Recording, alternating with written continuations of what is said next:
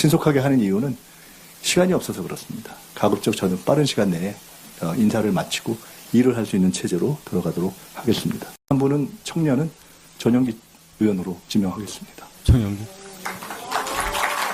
국회의원인가요? 그리고 권미경 현 한국노총 전국 공공연대 노조연맹 위원장님을 최고위원으로 지명하겠습니다. 혹시 당무위원님들 가운데서 절차나 또는 내용에 큰 하자가 있다 이렇게 생각하시면 당무회의에서 문제를 제기해 주시면 될 것 같습니다. 정말 스마트한 독재자를 꿈꾸는 것인가요? 김민석은 최고위원 지명에서 절차와 약속을 어겼습니다. 전용기 권미경을 지명하자 최민희 수석 최고위원에 팩폭이 나왔습니다. 최민희, 사전 협의 없었습니다. 최고위 의결 사안인데 김민석은 협의가 없었습니다. 심지어 김민석은 제가 볼 때 공약으로 보이는데 지명직 최고위원 한 자리를 청년 몫으로 하고 경선 방식으로 선출하겠다. 이런 약속을 했다고 합니다. 그런데 하하하 정말 이런 언급을 하면서 빠져나갔습니다. 유권자와 피선거권자가 겹쳐서 사무총장 검토 결과 경선이 어렵다. 그래서 제가 지명했어요. 이거예요. 그래서 약속을 어겼습니다. 그리고 심지어 앞서 말했던 의결 사안인데 협의도 없었습니다. 수석 최민희 의원의 글을 다시 보겠습니다. 최고위원회와 사전 협의가 전혀 없었기에 잠시 당황했다. 지명직 최고위원은 최고위 의결 사안이다. 최소한의 협의도 없이 어떻게 우청에서 갑자기 지명자 명단을 공개할 수 있는가? 이게 제대로 의결이 됐겠느냐? 이렇게 지적을 했습니다. 그래서 분노가 느껴집니다. 최민희 수석이 없었다면 이 같은 사실 과연 알 수 있었을까요? 항상 옳은 소리 내주신 최민희 수석 너무나 감사합니다. 우리 당원들이 지켜드리겠습니다. 정말 공산당으로 가는 건가요? 이런 사람이 여당의 대표가 되었으니 잼통령 지지율이 처참하게 폭락한 것입니다. KSY 결과를 보면요.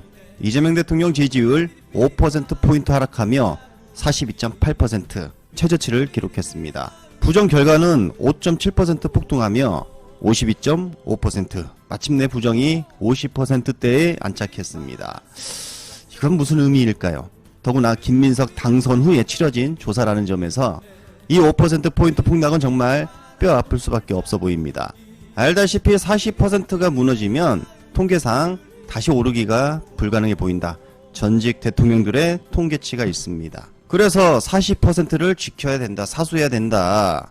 그래야 잼통령을 지킬 수 있다. 이렇게 생각이 드는데 친석계들의 노선을 볼 때 상당히 힘들어 보인다. 지금이라도 반분신에 대해서 진정한 사과와 눈물의 사과와 반성이 있으면 그나마 마음이 다친 우리 권리당원들 열 수 있는 기회가 되지 않을까. 그래도 힘들겠네요. 지금 김민석을 지지하는 누잼파리들의 공격은 김민석이 하지 마세요 해도 할 것 같습니다. 제가 볼 때. 민주당 분열을 위해서 들어온 세력이니까 김민석 말 듣겠어요? 그 이해 또 있겠지. 아무튼 지금 상당히 위험하다. 과거 정청래 대표 시절 지지율 40% 초반인데도 네임덕 운운하던 누잼파리들이 있었습니다. 자, 그런데 오늘 김민석 당 운영 전망치가 나왔는데 결과를 보면요. 긍정 38%, 부정 44% 결과 나왔습니다. 컨벤션 효과도 없나 봅니다. 아직 한 달이 안 되어서 당 운영 평가가 아닌 전망치로 일단 결과가 나왔습니다.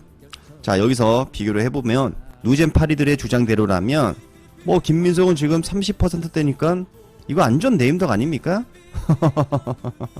유시민 작가의 영향력이 엄청나기 때문에 이 적폐들이 유시민 작가를 흠집내기 위해서 말도 안 되는 사건 가지고 엄청나게 나쁜 보도를 많이 쏟아냈습니다. 자, 그런데 3년 연속 영향력 1위 유시민, 한국을 움직이는 1위 유시민, 또 정치시사 부분 1위 유시민, 3년 연속 1위 유시민. 자신들만 친명이라고 강조하는 김민석 세력을 이렇게 지켜보니까 경제 발전 운운을 하면서 개혁에는 관심이 없는 모습을 보여줬습니다. 자, 이재명 정부 성장 발전도 중요한데 우리가 이재명 정부에 기대하는 게 과연 그것만이겠습니까? 처음 출발은 확실한 개혁이었습니다. 그런데 이제 그러한 의지를 보여주지 않는다는 게 문제죠. 아무튼 이런 지지율 하락 추이를 보면 그 어떤 정책에 대한 비판보다는 지금까지 보여줬던 불공정하고 심하게 말하면 일배 왕따 문화에 가까운 당대표 선거 과정을 쭉 지켜보면서 그간 침묵했던 대통령에 대한 비판의 목소리가 아니겠는가. 그래서 이렇게 최저치를 찍은 거 아니겠는가 생각이 됩니다. 다들 아시다시피 이번에 보여준 김민석 측의 전략은 정말 심각합니다. 당대표가 되려고 하는 사람들이 이런 식으로 저급한 플레이를 하니까 민주당 선거가 일베들의 놀이터가 된 거죠. 그 놀이터에 기자들도 특정 후보를 응원하며 허우적된 겁니다. 자, 화면을 보시면 이렇습니다. 우리가 잘 아는 고발뉴스의 이상호 기자가 댓글 하나를 소개하죠. 이재명, 너는 내가 죽인다. 시사타파의 방송에 달린 댓글이라고 소개를 하는데, 시사타파는 정청래 후보를 지지하는 방송이었습니다. 반대로 고발뉴스의 이상호 기자는 김민석 후보를 공개 지지했죠. 자, 이 상황에서 정청래를 지지하는 몇 안 되는 유튜브 중 하나인 시사타파에 문제를 제기한 겁니다. 시사타파라는 방송에서 대통령 암살을 모의하는 거 아니냐, 뭐 이런 식인 거죠. 부랴부랴 이 댓글 시사타파 측에서 확인해 보니까 누군가에 의해서 조작된 댓글이었습니다. 자, 보시면 검은색의 댓글창이 원본이죠. 그 댓글창을 보시면 문제의 댓글인 조아라님의 댓글은 아웃입니다. 이게 원본입니다. 그런데 왼쪽에 하얀 화면을 보시면 아웃이라는 댓글이 이재명, 너는 내가 죽인다, 이렇게 바뀌어 있죠. 자, 이런 걸 보고 우리가 일배놀이다 이렇게 얘기를 하는데, 그런데 이 일배놀이에 기자라는 분이 충분한 검증도 하지 않고 시사타파에서 대통령 암살 모의하는 댓글이 나돌고 있다, 이런 보도를 한 겁니다. 자, 이런 건 어떻게 봐야 되냐. 기자분이 검증 없이 일베들의 놀이에 같이 놀아난 겁니다. 자, 이번 전당대회에서 보여준 일베식 혐오의 표현들 갈라치기, 과연 이게 어디서 먼저 출발을 했을까 우리가 짚지 않을 수 없습니다. 자, 대부분은 민주당 외부에서 분열을 위해 특정 세력이 유입된 걸로 진단을 내리죠. 그런데 문제는 이 일베들이 어떤 식으로 들어와서 활개치냐가 아닙니다. 이런 일베 문화가 이번 우리 당대표 선거에서 어떻게 활개를 쳤냐라는 거죠. 그걸 뭘로 설명하겠냐는 겁니다. 자, 예를 들어보면 이렇습니다.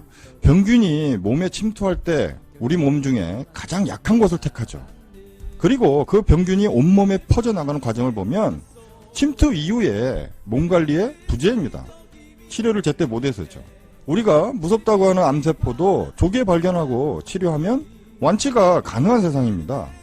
자, 다시 민주당으로 돌아가 보면 일베들이 병균처럼 침투한 겁니다. 그리고 가장 약한 곳, 갈라치기 가장 좋은 명파리를 파는 그곳에 침투를 한 거죠. 자, 이렇게 되면 어떻게 해야죠? 즉각 우리가 치료를 해야 하는데 이 일베라는 병균에 오히려 우리 의원들이 맞장구를 쳐준 거죠. 언론도 맞장구를 쳐준 겁니다.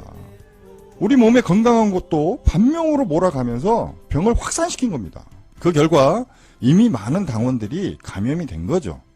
김민석 후보가 들고 나온 반명 분열 신천지, 이걸로 한 사람을 집단 린치를 가하는 그 행동들, 이게 바로 일베놀이입니다. 전형적인 일베놀이죠. 그리고 정말 결과적으로 안타까운 부분은 이런 일베식 분열병을 조기에 맞기 좋은 약이 있었습니다. 바로 이재명 대통령의 자제의 메시지였죠. 그런데 이재명 대통령 그 약을 내주지 않았죠. 그래서 결국 이번 전당대회는 반명 신천지 이 분열 프레임이 성공을 한 겁니다.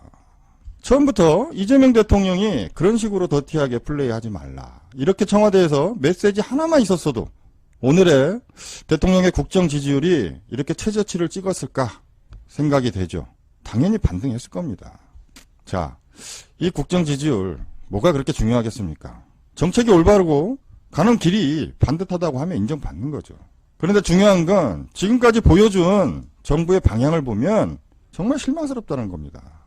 대통령도 당대표도 국민과 당원의 도구에 불과하죠. 그리고 이 도구 잘못 쓰인다고 하면 누가 잡아줘야죠? 우리가 잡아줘야 됩니다. 몸의 주인인 우리가 중심을 잘 잡고 있다라고 하면 분명히 그 도구들이 나중에 제 역할을 다 하지 않겠습니까?